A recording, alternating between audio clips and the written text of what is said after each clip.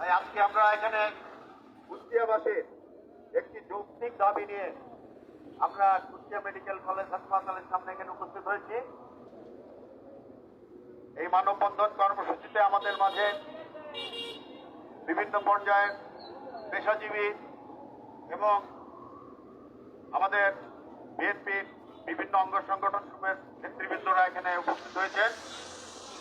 আমরা অতি সংক্ষেপে আমরা তাদের কথা শুনব এবং আমাদের যে মূল দাবি এই দাবি বাস্তবায়ন না হওয়া পর্যন্ত আমাদের এই চলমান সংগ্রাম অব্যাহত থাকবে।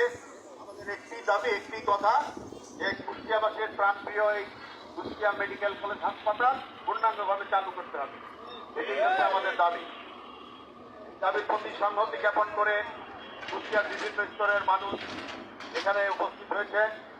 আমরা তাদেরকে বাংলাদেশ সম্মিলিত পেশাজীবী পরিষদ কুষ্টিয়া জেলা শাখার পক্ষ থেকে সংগ্রামী শুভেচ্ছা এবং অভিনন্দন জানাই।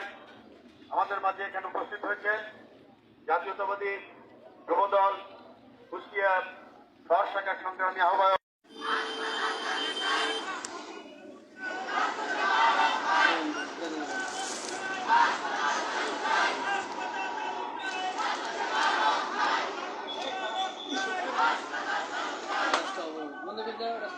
রাস্তা বন্ধ করতে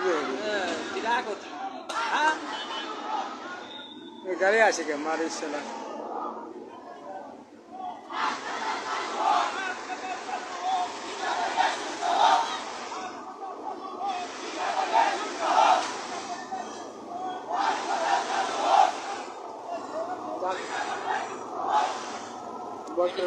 মেডিকেল কলেজের ডাক্তার এদের নিরাপত্তা দাও।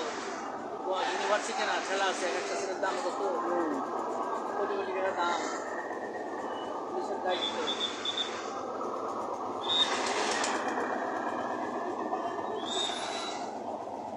এই ওরা সব মার নিয়ে